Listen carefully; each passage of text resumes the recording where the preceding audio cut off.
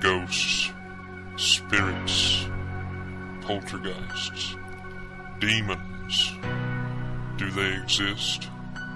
Is there life after life? Are there unseen entities around us? Can they communicate? Do you believe?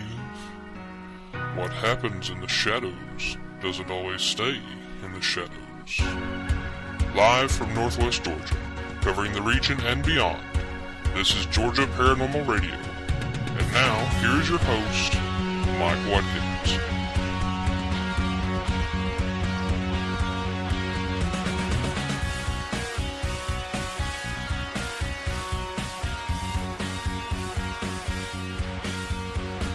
Good evening! Welcome to another edition of Georgia Paranormal Radio. This is your host, Mike Watkins, and I'm very glad that you've joined us this evening. We have a good episode coming up for you. With me tonight is a special guest. She is with a ghost hunting group out of East Georgia. Yeah, the other side of the state, the side that I never venture to unless I go to Savannah, and they're a little north of Savannah, folks, so they're with East Georgia Paranormal. And with me tonight, via that magical phone interface that everyone just loves to love and loves to hate, it would seem, is Heidi Brumbelow. Did I say that right, Heidi? Yeah, you got it right. Okay, that's Heidi there you're hearing. And Heidi, just want to welcome you to the show. I appreciate you taking time out of your busy schedule to be on here with me. I know you guys have had some investigations here that have been really keeping you busy. I looked at your website, and it looks like y'all are booked solid. Yeah, we are booked now until the third week of March. Wow. And so tell me, I guess, for those folks that aren't familiar with your group, you're kind of a new group. Been together, well, let's see, I think Jack had said, I spoke to Jack before, who is also on your team. I guess he's the co-founder with you. Yes. And, but Jack had said y'all have been together, I guess, what, about 6 months now? Between 3 and 6. Between 3 and 6, okay. And what areas do you cover, and where are you based out of? We're based out of Walton County, Georgia, Monroe. Mm-hmm. We really will go anywhere in the Georgia area, but we specialize in areas east of the Metro Atlanta area. Okay. And, well, goodness, I guess that covers, I mean, do you go into South Carolina also? Because that's pretty close. Yes. As a matter of fact, this coming weekend we have a two-nighter just over the state line in South Carolina. Excellent. Excellent. Now, you know, the group has been together for 3 to 6 months, but I'm sure that many people in the group have been investigating with other groups or on their own for a lot more time than that. What kind of experience does the group have, singularly, that when collectively mixed together is just a dynamite group? Tell me about the experiences and the time that everyone has invested in this. Okay, the co-founder, Jack Valentine, he has about 10 years of experience. And I met him at a Ghost Towns meeting in the Atlanta area, and I have about 4.5 years of experience. And we met and we decided with our combined experience that we needed to concentrate on areas that were getting a lot of coverage by paranormal groups. And basically we also have another new core member that has just joined us, and he has about 2 years of experience. Excellent. Now that, I guess East Georgia is kind of neglected. There are a lot of groups around the metro. There's a couple of groups around here. Of course, Savannah, I'm sure you could knock on any door in Savannah and find a ghost hunter somewhere down there. But, yeah, I guess East Georgia has been neglected somewhat. I know of another group, and I don't know if you ever work with them or anything, but the PING group, P-I-N-G, Paranormal Investigators of North Georgia. I don't know if they dip down into your area or y'all kind of overlap, or... I've heard of them, but I really don't know them. Okay. Not yet.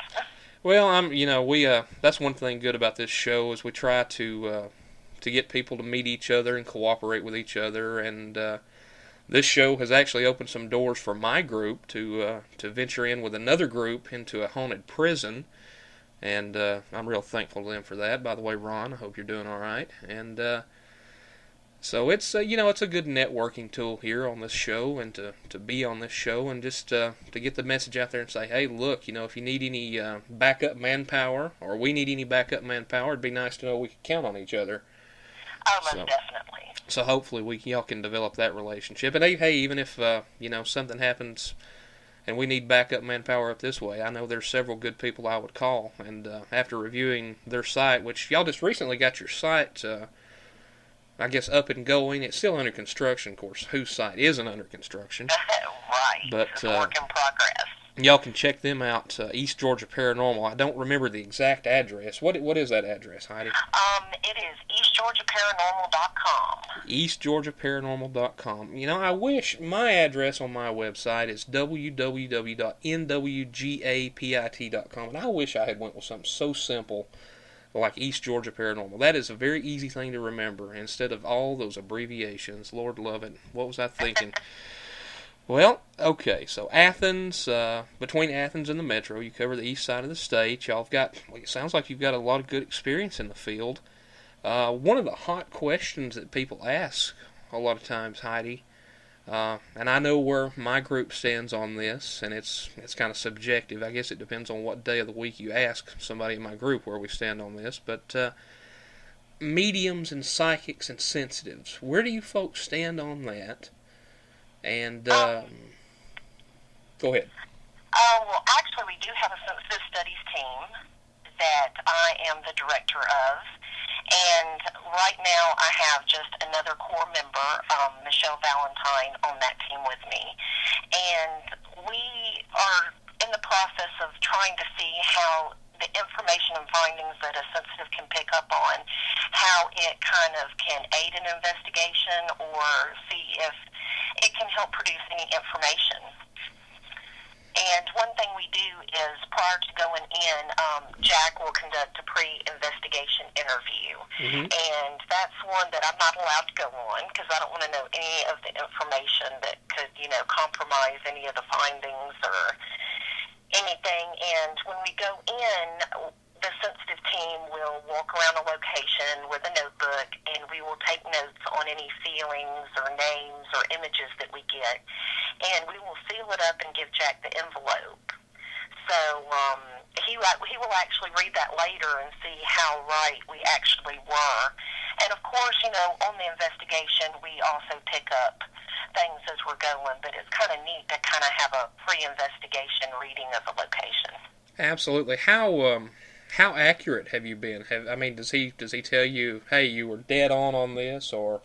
Actually, he does. We just wrapped up an investigation this last Saturday, and Jack was kind of going back and forth between the two teams that were established.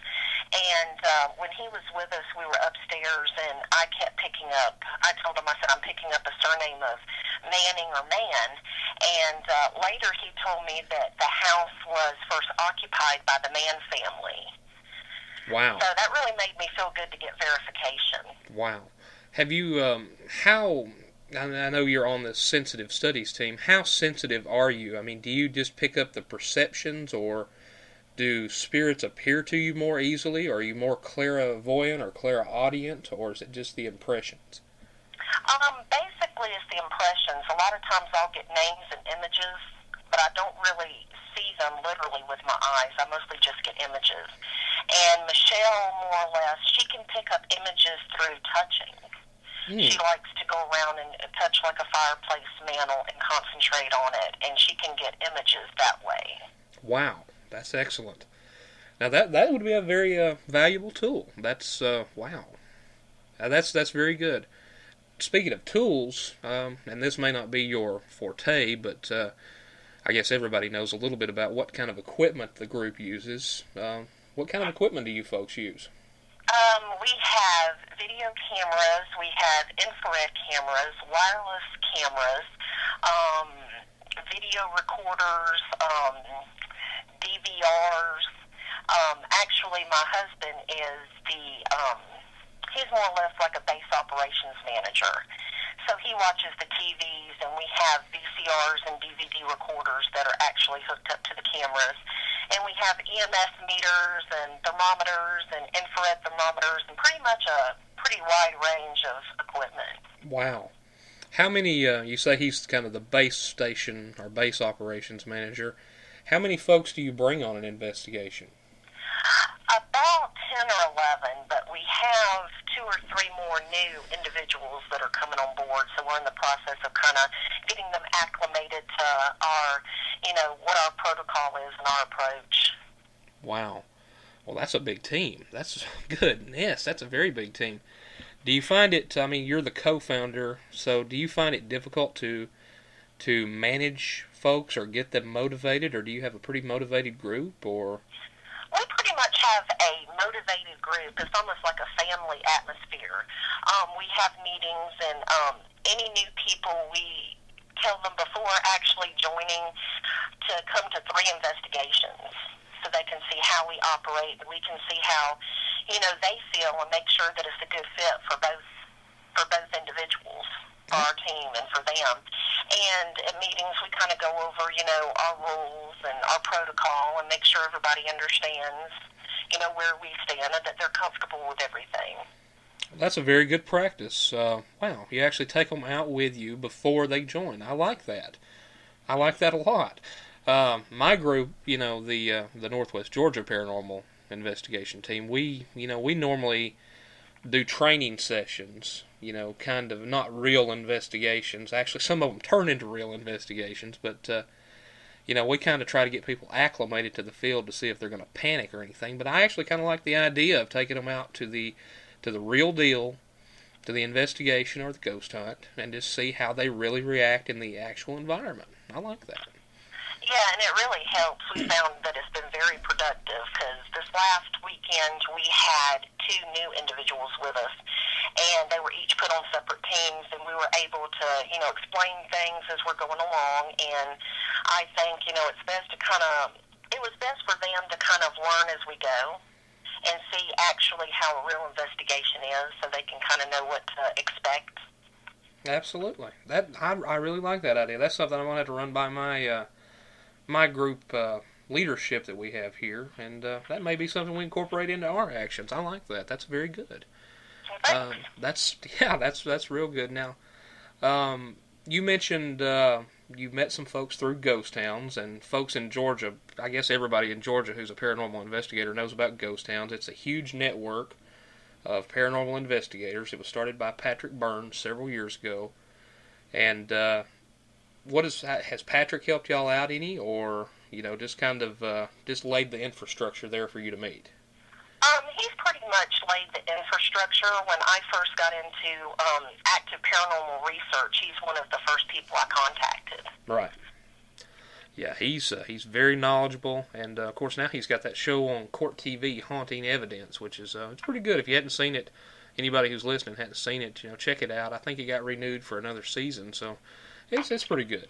Yes, it did. Okay, now you folks have been busy. We've already covered that. Tell me, the listeners and myself, some of your war stories. Folks love hearing these investigation war stories, and there's going to be, hopefully you'll have several of them to share with us tonight to keep the folks on the edge of their seats, or to keep them interested here and distract them while they're driving, if they're listening while they're driving. So tell me one of your good war stories of a past investigation. And of course, if you can't give out the exact location or anything like that, that's fine. Everybody understands confidentiality.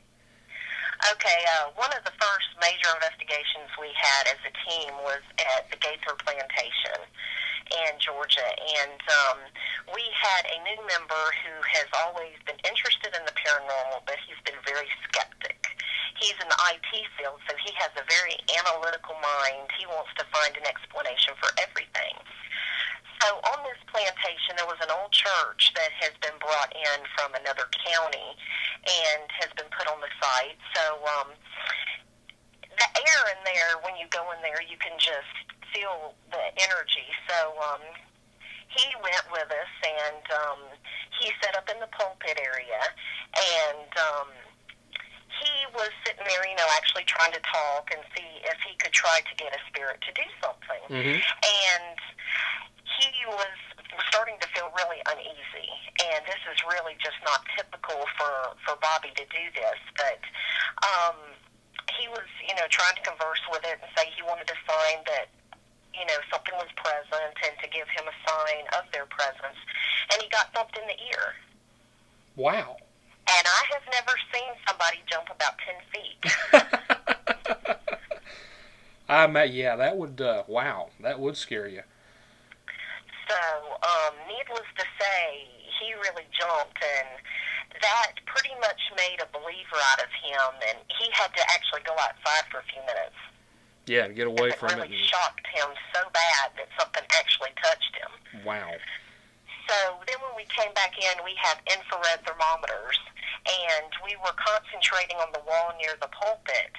And with any IR light, if something steps in front of it, the light is going to then be projected onto that object. Absolutely. Well, something blocked 2 IR lights completely. Wow.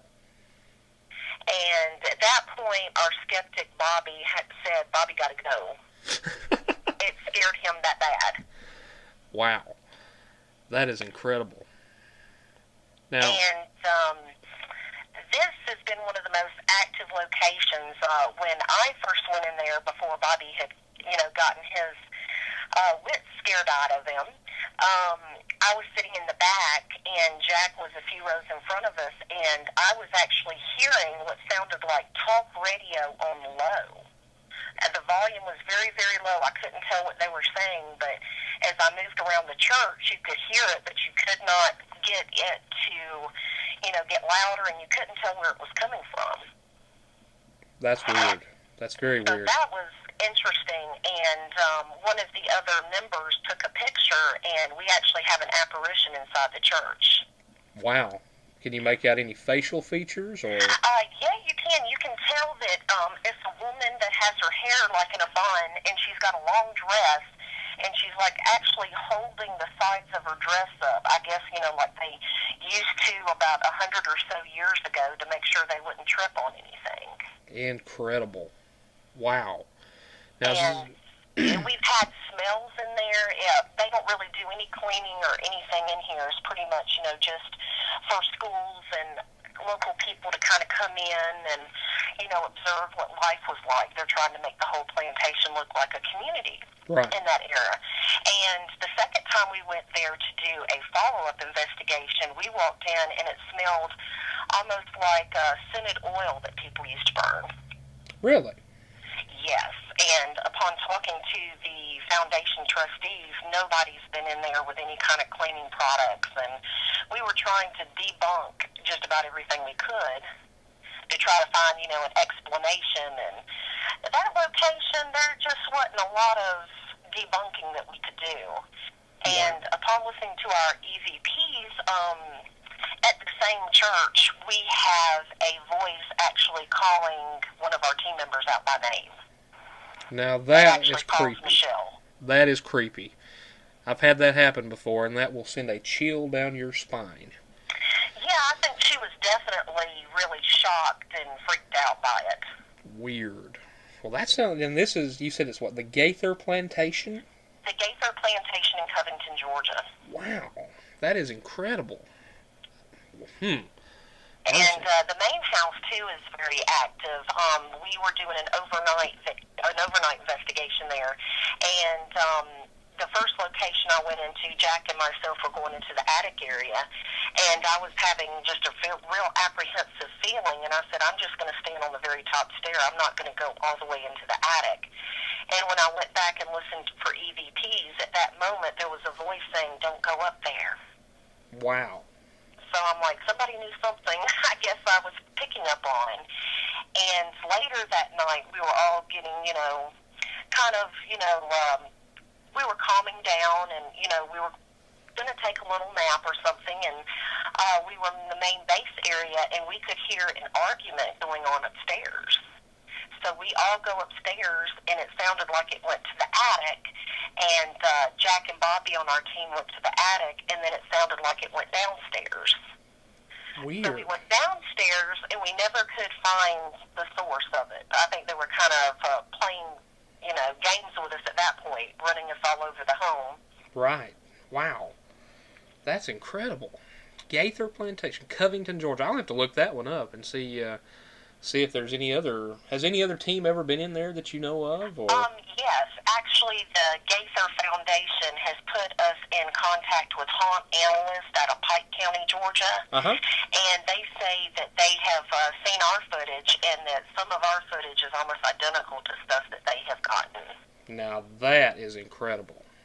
The same exact hauntings happening over and over again. That is incredible. Right, and we're planning on doing a dual investigation with them at Gaither, hopefully sometime in the future. Well, that would be interesting. Man, are y'all gonna? Now I know, like you said, your website's under construction, but hopefully you'll be able to put some of those pictures and some of that video up there to share with everybody. Oh yes, we've got a lot that we're in the process of updating, and it's really phenomenal. We're proud of a lot of the EVPs and footage that we've gotten so far. Absolutely. Well, that's wild. Gaither Plantation. Well, be looking for that, folks, and look on their website. Hopefully they'll be able to update that pretty soon, because I'm interested in seeing that myself. What we're going to do now, Heidi, if you'll stick with me for just a minute here, we're already passing 20 minutes of talking here, believe it or not, so time goes by pretty quick, I guess. So what I'm going to do is just take a quick little commercial break and give me time to wet my whistle. You folks know that about halfway through the show I get parched and need something to drink, so I'm going to do that and give Heidi time to wet hers if she gets a little thirsty. And you're going to listen to our sponsors, I hope. Don't hit fast forward, because I'm paying the bills, folks. Don't cheat on me. Let these folks earn their good money, and or let us earn their good money, I should say. And just stick with us, and we'll be right back after this message from our sponsor. Hey folks, Mike Watkins here. Many of you know me as the host of Georgia Paranormal Radio, but I'm also the founder and general manager of the Northwest Georgia Paranormal Investigation Team, which is an anchoring sponsor of this program. The Northwest Georgia Paranormal Investigation Team was founded back in 2004 as a scientifically based research and documentation team.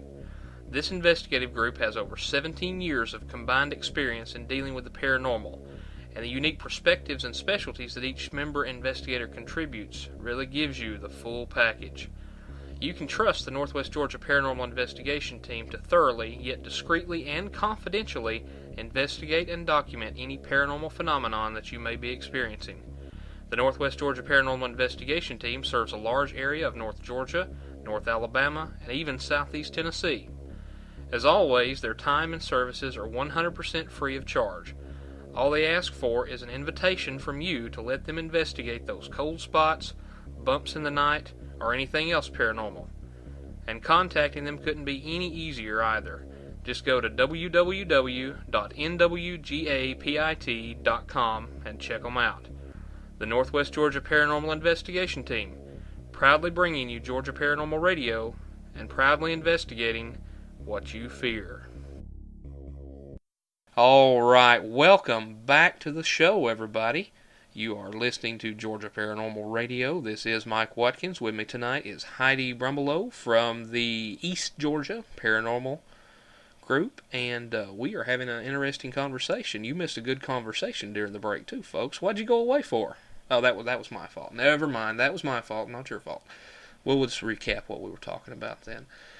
We were actually talking about something interesting before we go into more war stories. Well, I guess this is a war story, actually.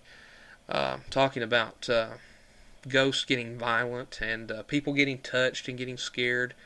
And I just happened to say, hey, I had actually been threatened before at a location and didn't know it until after reviewing the EVP at this location that we visited down in Carrollton, Georgia. It is a very nice place, and eventually I'll go back there. But, I'm a big fella, folks. You can tell by the picture on the website. I'm a rather kingly statured fellow, and about 6'2", 340, 350 pounds. I'm a lot of guy, and usually I command a room. I'm usually the biggest fellow wherever I go. And we were on this investigation at this old mill. I guess it's about it was pre-Civil War, so it would be over 140, 150 years old. And after reviewing the EVP stuff, my operations manager, David Westbrooks, contacted me and said, something there was threatening you. And I'm like, no, that can't be. Ghosts don't threaten people. Well, they played back the EVP, and these ghosts were having a conversation between themselves talking about, let's kill the big one. And, folks, I was the biggest one there. So they could only have been talking about me. And then, of course, this other ghost said, no, we can't do that. And fortunately, nothing happened that night. But now Heidi it was your daughter, wasn't Heidi, that had an incident? Yeah. Tell us about that incident.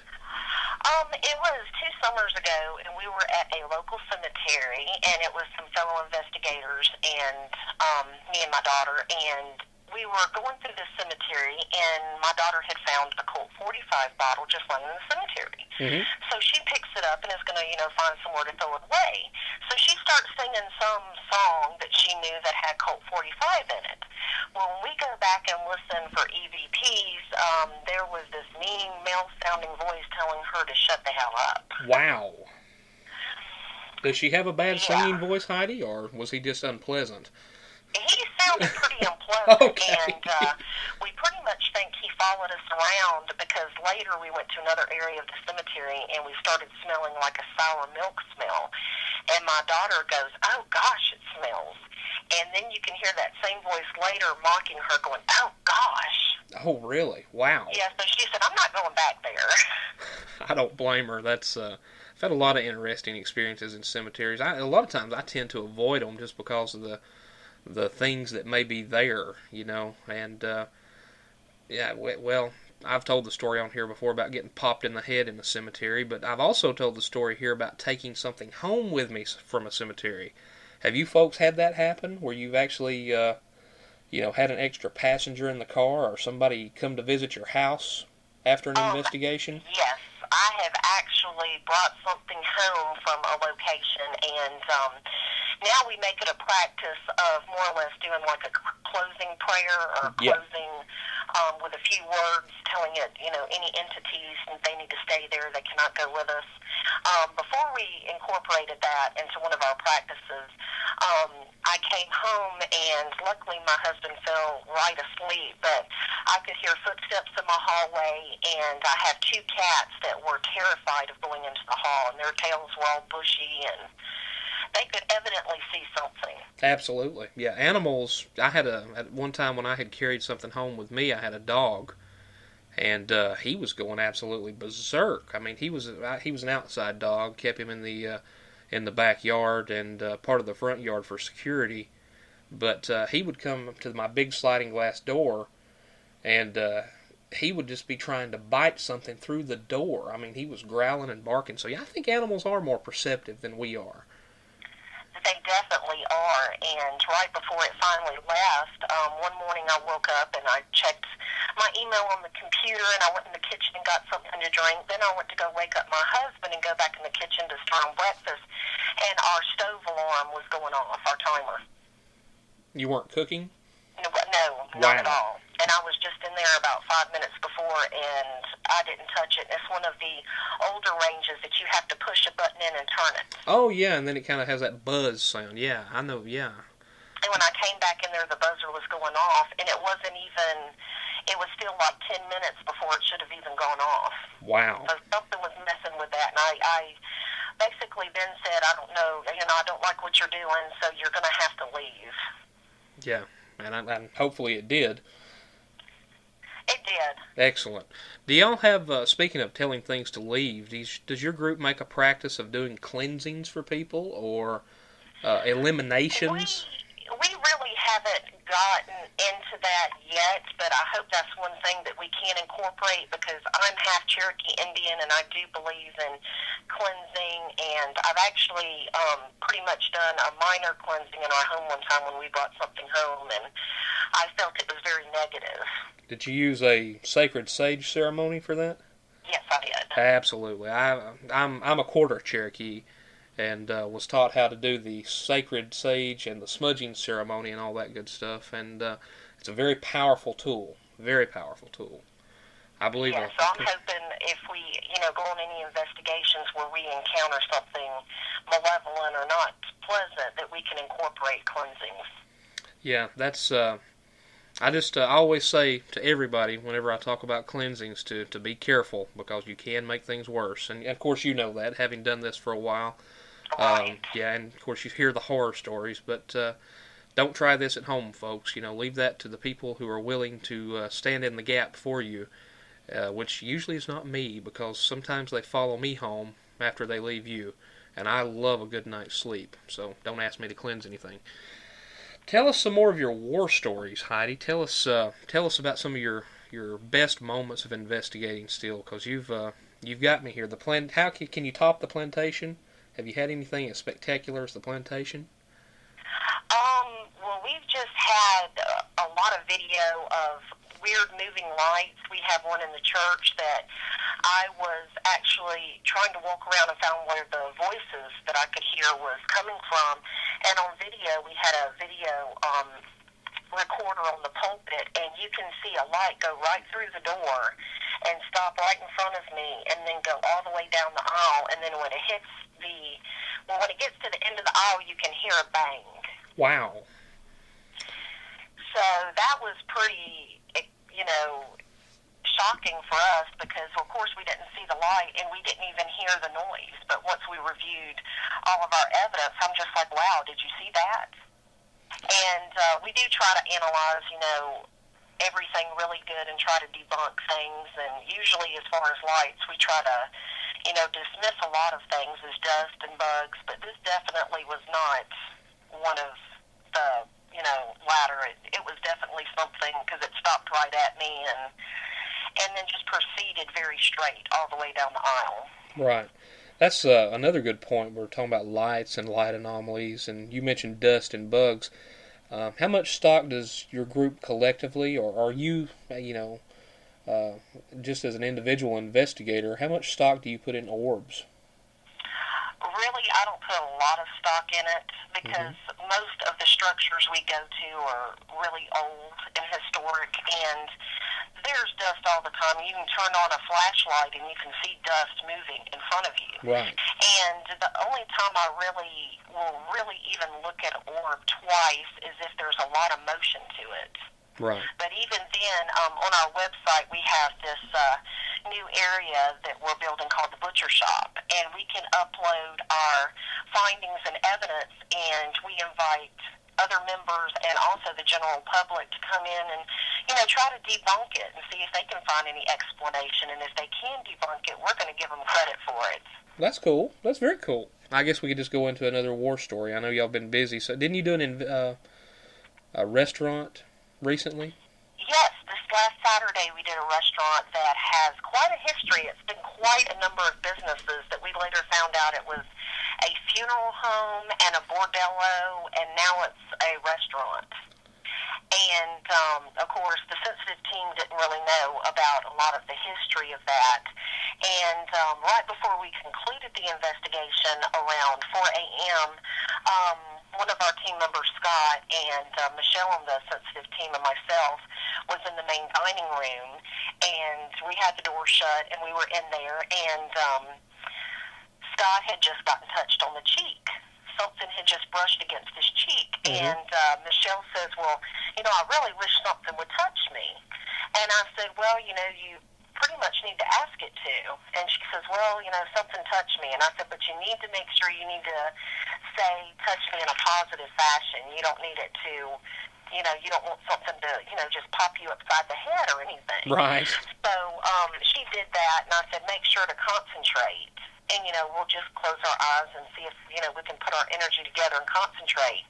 Well, when we were doing that, about a few minutes later, all three of us hear this loud, moaning, wailing sound. And it sounded like someone was either in severe pain or they were just very distraught. Wow. And it was definitely coming from inside the room. And we're still reviewing that evidence, but that's one of the things that will be going up on the site. It was just unbelievable. And right before that happened to us, the first team was upstairs, and there was actually a chandelier that was swaying back and forth. Really? Wow. And we have that evidence on video. And excellent.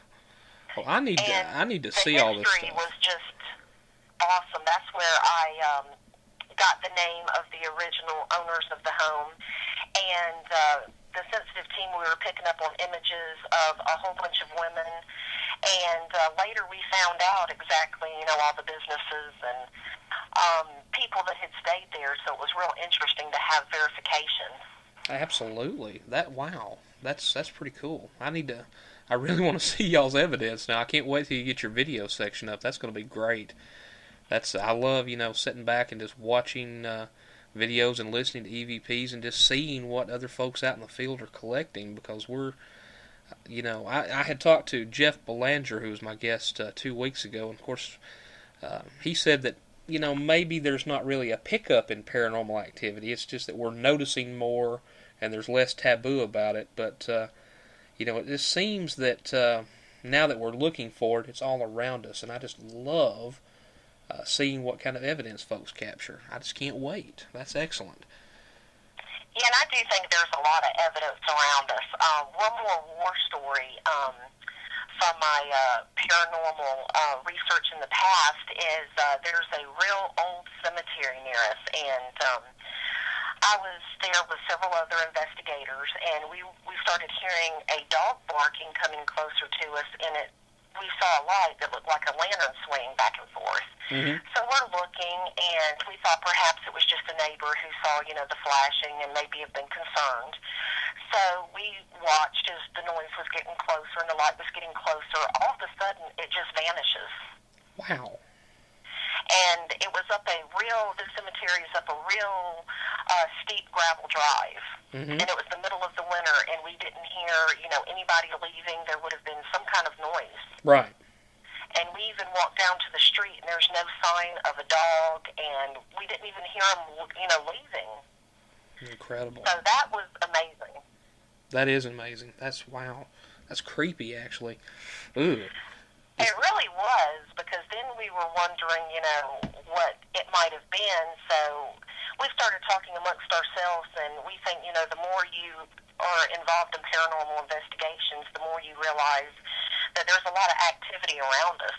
Absolutely. The blinders are lifted, I've always said from early age, we're told there's no such thing as ghosts.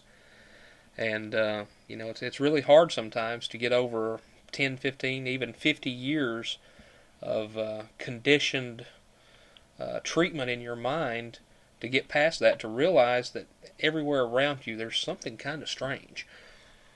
Right. So, now, we've talked about some of your best moments. Tell me about the most frightening moment that you've had. Oh, my goodness. Probably the most frightening moment, I was investigating a church, and the church has quite a history, and it is completely, to get in the very front, you can't, because it's really dead-bolted and locked very well. You have to go in the back. And we were in there, and we could hear footsteps coming from the front. Mm-hmm. And, of course, we were snapping pictures like crazy, and two of the members of the team decided to go dump some pictures into the laptop in their vehicle. And they left me and another team member inside the church, and this is like a hot summer Georgia night. Yeah. And this is, a church that's no longer in use, so there's no, air conditioning or anything like that. And we were standing there, and a cold, cold air came by us. And I mentioned to the team member, I said, "Did you feel that?" And he said, "Yeah, it almost feels like someone cut the air conditioning on." Ooh, wow. And we felt it just move right by us, and we were just standing there. And that moment, I've always heard about, experiencing cold drafts, but this is a cold that I have never felt in my life. Man, that would get the hackles up. That would scare you. We'll talk a little bit here just about your group's beliefs, your mission statement. What are you in for? What are you into this field for? What do you expect to find? Do you want to help others, or are you just here to satisfy your own curiosity? Well, we basically want to help people, and our objective at East Georgia Paranormal is to investigate the possibility of paranormal activity, and we actively seek to either prove or disprove the existence of haunting or paranormal activity at a site. And we believe in carrying out an investigation in a professional manner, and we use, we have a scientific approach as well as like a spiritual approach. We come in and we come in with an open mind and skeptically, but we also want to help people find any reasonable explanation for any activity they could be experiencing. And we would also like to just continue to research our area and beyond and to find answers to the unexplained. And I believe you learn with each investigation something new. And I would like to see paranormal investigations be a part of legitimate, recognized science. Absolutely. Absolutely. Tell me about your group's stand on paranormal investigations and trespassing. Oh, we are totally against trespassing. I am the member who goes about obtaining investigation sites, and I spend a lot of time researching a site, emailing people, calling them, and make sure I get to the right person, because I believe trespassing puts the whole paranormal community in a bad light. Absolutely. And I was just talking with someone last week who we've got an investigation set up with, and she was actually just, I guess, Googling where they're located and came up with a paranormal site that had mentioned on their forum about trespassing and breaking and entering this historic building this government owned. Oh, my Lord.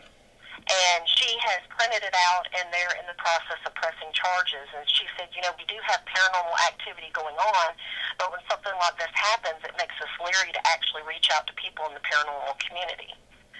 So I stressed to her, as with any profession or practice, there's going to be good people and bad people and anything, but we do believe in following proper protocol and having waiver signs.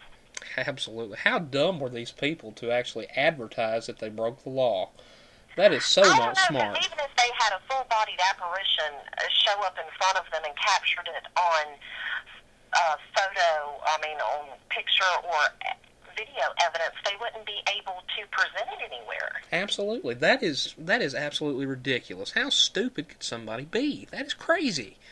Especially when it's an illegal activity that they did, and then brag about it. That was not smart. No, and it being a government building, too. Hello, the government they don't have a sense of humor. That's crazy. My goodness. Right, so we have a written consent form and a waiver that we have signed before we even start investigating.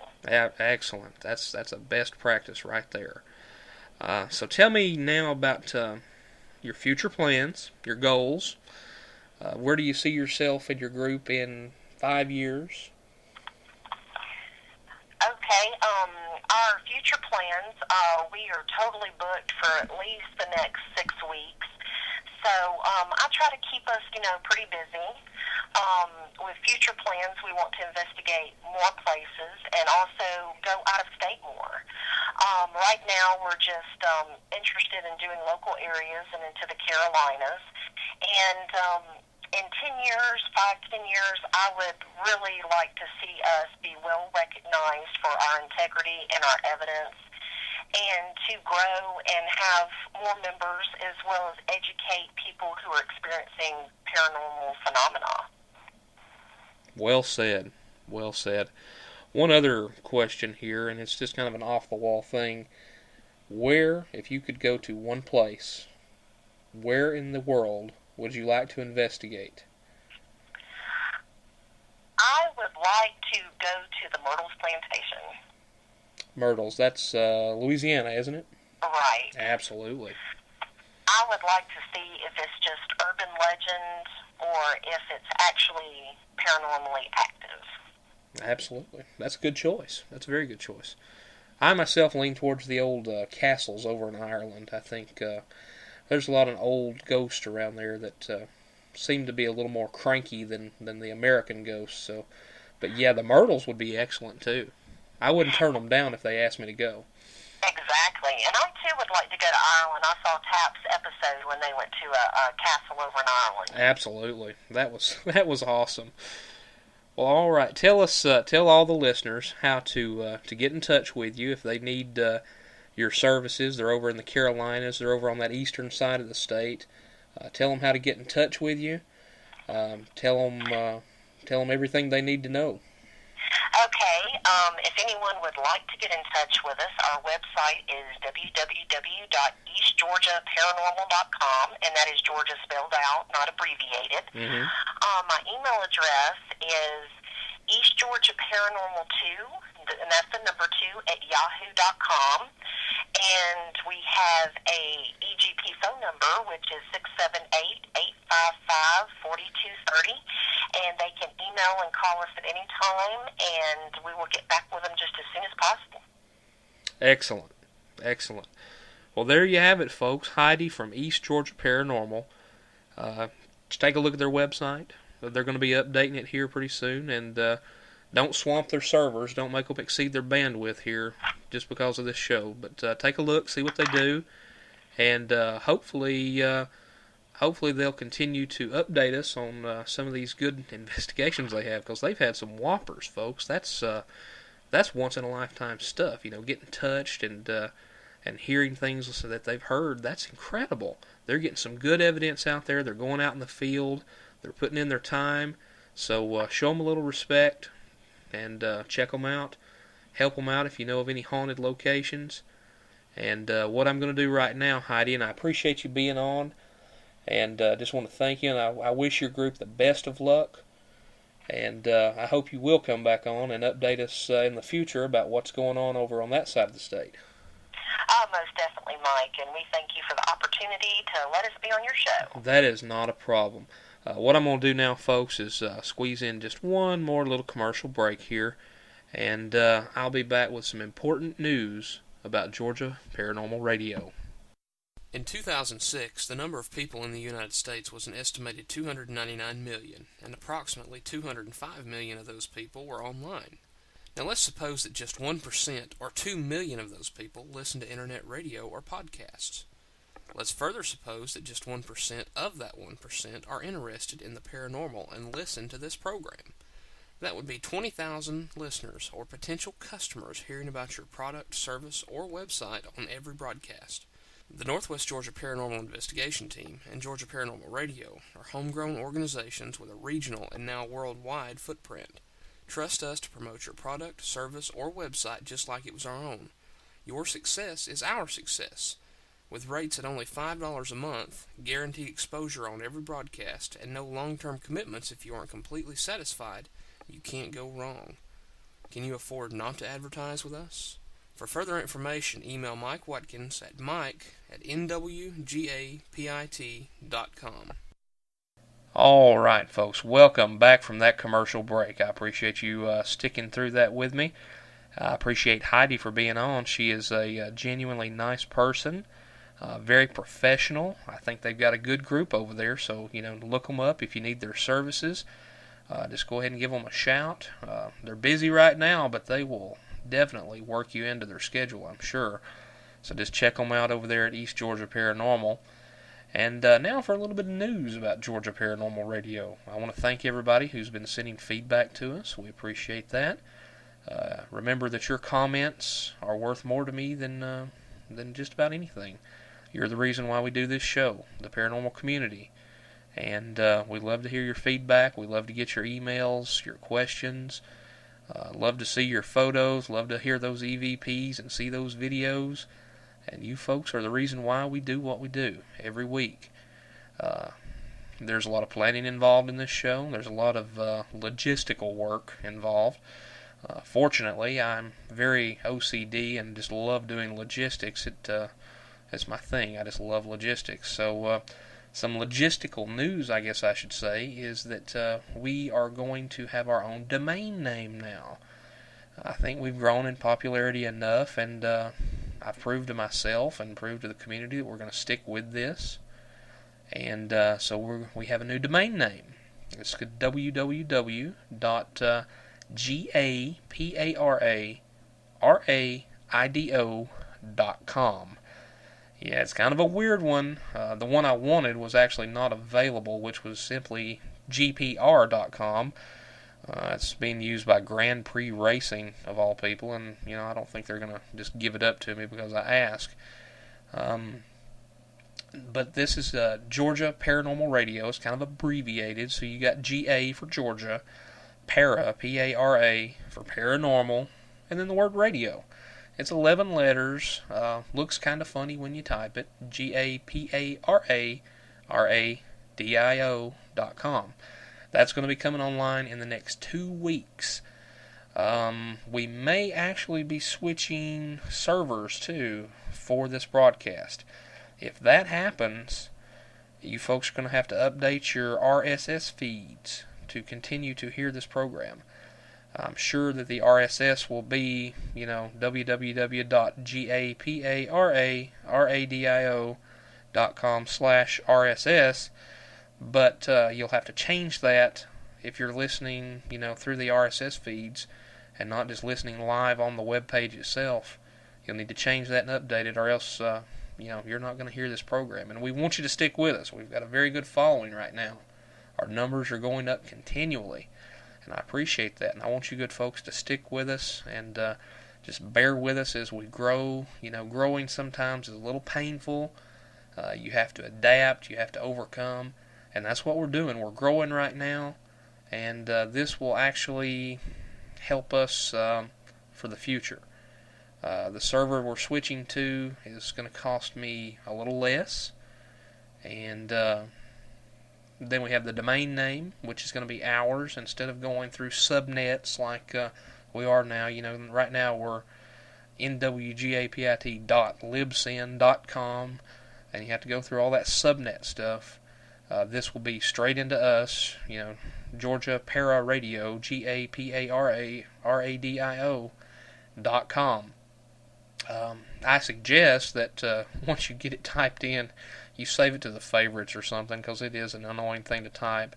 I was going to go with the full spelling of the whole thing, Georgia Paranormal Radio, but I figured somebody would get the carpal tunnel syndrome before they got done typing it, and we'd lose some listeners.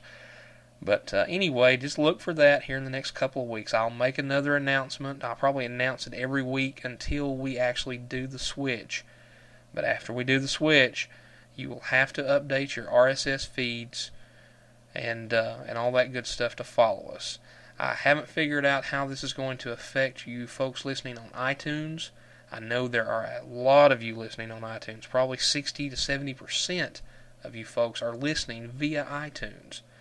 So I'm going to have to update our iTunes feed and all that good stuff. But just bear with us. It's not going to be active this week, but that new website should be coming online by the end of this week, and then we'll get the RSS feeds done by next week, and probably next week's show, which is going to be good. It's going to be an EVP special with David Westbrooks. Everybody loves David, and it's going to be really good, folks. He's got some good stuff, trust me.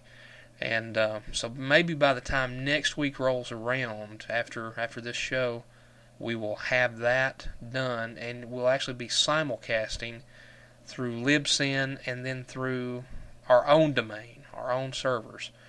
So, just bear with us as we grow. Bear with me as I learn how to code this new server here that we're going to be using. And, hopefully you'll stick with us. I sure hope you do. But you have been listening to Georgia Paranormal Radio. I certainly appreciate you listening. I appreciate Heidi for being on. I can't say that enough. I can't thank you folks enough. You are what makes this show what it is. I mean, we can talk about ghosts and hauntings and EVP and demons and all that good stuff, 100 hours a week. But without you folks listening, we're just talking to dead air. So I really appreciate you. Send me some feedback, send me some comments. That's what keeps me going, folks. And, just stick with us. We're growing to serve you better, and hopefully it'll be quick and painless. Like I said, I appreciate you listening, and if you go out and do any investigating, hey, take the extra 5 seconds, use a little common sense, and do things right. Be careful out there. Stay warm. Hey, it's going to warm up here in Georgia this week. I hope it is wherever you're at. And just be careful out there. Have a good night.